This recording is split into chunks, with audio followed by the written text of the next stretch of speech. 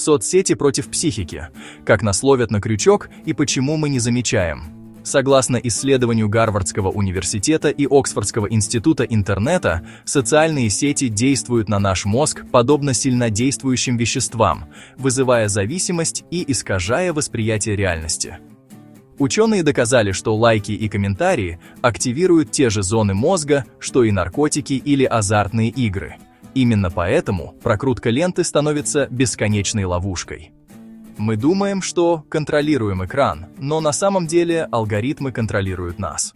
Когда человек говорит «я просто на 5 минут загляну в ленту», я улыбаюсь. Потому что это то же самое, что слышать от алкоголика. «Я просто понюхаю пробку от вина». Или от игрока. «Я просто разменяю фишки, а там посмотрим». Мы уходим в сети не потому, что лента интересная. Мы уходим, потому что там нам обещают утолить невыносимую жажду, быть нужными, замеченными, признанными. Но чем дольше ты листаешь, тем пустее становится внутри. И это не парадокс. Это принцип работы системы. Алгоритмы знают вас лучше вас самих. Уже после 70 лайков ваш профиль расскажет о вас больше, чем коллеги. После 150 – больше, чем ваша семья. После 300 – лучше, чем супруг. Ваши страхи, желания, склонности – все это собрано, проанализировано и использовано против вас. Вы держите в руках информационный автомат Калашникова. Каждое движение пальцем – микродоза дофамина. А дофамин – это не про счастье, это про жажду счастья. Он не делает вас довольными, он делает вас ненасытными. Чем больше вы листаете, тем больше хочется еще. Мозг не может насытиться, потому что каждый свайп – это обещание, вот-вот будет что-то важное. Хотите фокус? Чем выше у человека IQ, тем выше риск прокрастинации в интернете. Умные люди лучше придумывают оправдания. Я изучаю тренды, я анализирую поведение пользователей, самообман становится искусством. Теперь представьте, вы идете по улице, и каждые 30 секунд к вам кто-то подходит и шепчет: «Смотри, как живет твой бывший, посмотри на этого успешного человека, тебя забыли». В реальной жизни это была бы психологическая пытка, но в соцсетях это норма. Соцсети не дают связь, они подменяют общение демонстрацией. Вместо жизни – показ, вместо присутствия – прокрутка. И постепенно теряется навык быть собой без внешней оценки. В терапии это звучит как «я не знаю, кто я, если на меня никто не смотрит». Особенно уязвимы подростки. У них еще нет крепких границ. Каждый лайк – как кислород, каждое игнорирование – как удар. 14-летняя девочка плачет в ванной, потому что ее фото набрало меньше сердечек, чем у подруги. Это не каприз. Это цифровая реальность, где оценка равна ценности.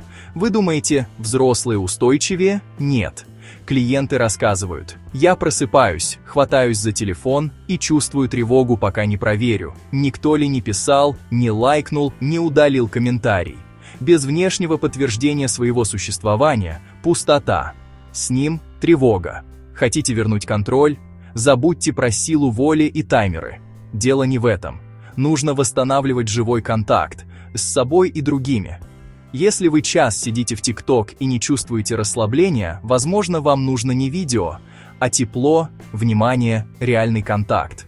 Но мозг выбирает короткий путь, а потом обвиняет вас в прокрастинации. Вот в чем трагедия. Мы ищем через экран то, что можно получить только в реальности. Но боимся реальности, потому что отвыкли от нее. Я не призываю удалить соцсети и уехать в лес. Я предлагаю остановиться и спросить себя, что я сейчас ищу, можно ли найти это вне алгоритмов. И если вам откликается, не ради лайка, не ради репоста, а потому что зацепило внутри, просто поделитесь этим чувством.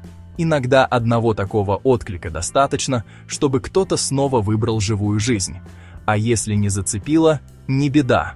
Моя самоценность не держится на лайках. Берегите себя, помните, вы существуете даже тогда, когда никто не смотрит. Хотите копнуть глубже, потому что есть кое-что еще. Когда мы говорим о зависимости, мы думаем о наркотиках или алкоголе. Но самый древний наркотик – это социальное одобрение. Наши предки выживали благодаря принятию племени. Быть отвергнутым значило умереть. И мозг до сих пор воспринимает отвержение как угрозу жизни. В 2011 году ученые проводили эксперимент. Людей клали в МРТ и заставляли играть в простую игру с мячом. На 3-й минуте мяч переставали бросать им, и мозг реагировал точно так же, как на физическую боль. Теперь представьте, вы выкладываете пост, а на него тишина. Мозг воспринимает это как угрозу жизни. Если у вас в детстве был дефицит привязанности, если вы чувствительны к оценке, соцсети становятся спасательным кругом, который на самом деле тянет на дно. Самый высокий уровень тревожности и депрессии у активных пользователей Instagram в возрасте 13-19 лет, потому что они сравнивают свою закулисную жизнь с чужой сценой и всегда проигрывают. А теперь главное, чем хуже вам внутри, тем чаще вы заходите в соцсети, надеясь почувствовать себя лучше, но с каждым заходом становится хуже. Порочный круг. Это как при пищевых расстройствах. Еда одновременно и утешение, и наказание. Мозгу все равно, настоящая ли связь. Вы можете переписываться с незнакомцем и чувствовать настоящую привязанность.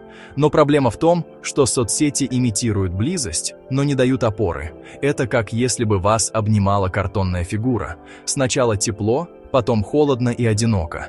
Тысячи подписчиков, десятки сториз в день, а ночью некому позвонить. Интенсивное общение без глубины. И это тоже следствие соцсетей. Чем больше тревоги, тем чаще обновляешь ленту, потому что телефон дает иллюзию контроля над хаосом.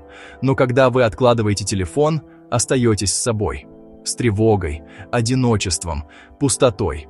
И вот здесь начинается настоящая работа. Не в отказе от соцсетей, а в возвращении к себе.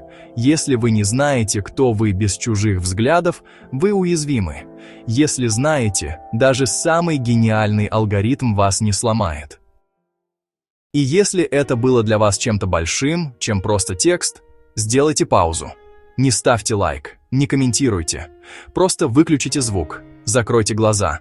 Побудьте с собой хотя бы 30 секунд. Это будет самое честное, что вы сделаете сегодня. Берегите себя. Вы есть, даже когда никто не смотрит. А как вы решаете вопросы своей зависимости от соцсетей? Будем рады узнать ваше мнение в комментариях.